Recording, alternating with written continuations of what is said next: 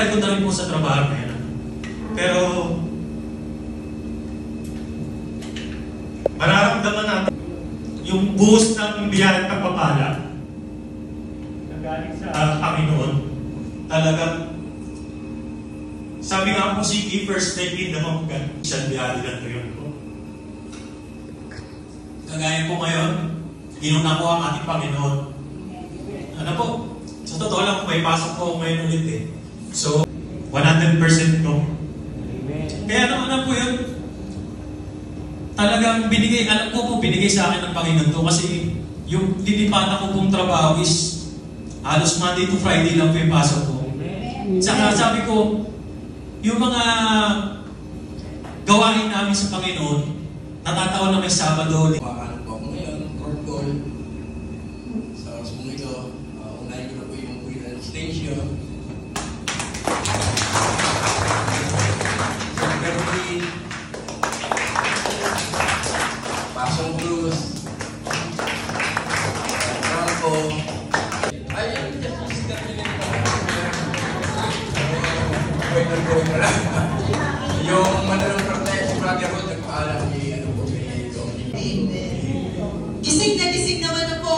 Amen. Amen. Kasi tunay nga po sa labas talaga mainit. Pero dito sa gawain ni Lord, ano po nalunod nyo? Saka ito yung dito natin mararamdaman yung tunay na kapahingaan. Ano po? Sa gamagan itong klaseng gawain. Amen. Amen. Kaya ano pa, tawagin na natin ang pinadala ni Lord. Amen. Sa hapong ito, ano po, isa sa napakasipag talaga naman natin manggagawa. Amen. Saan pa ito galing, brother? Ay, kung saan lupalog ng mundo galing ito. Grabe. Ganyan talaga.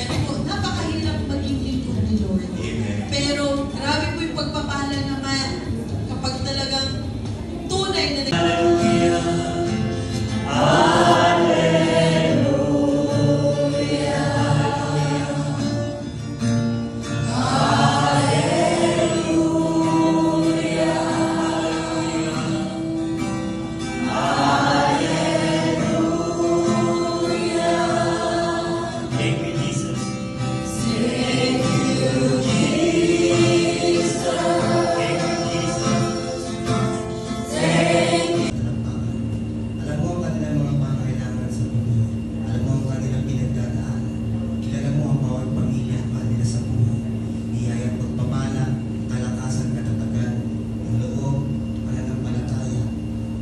silang pag-alapin sa kanila.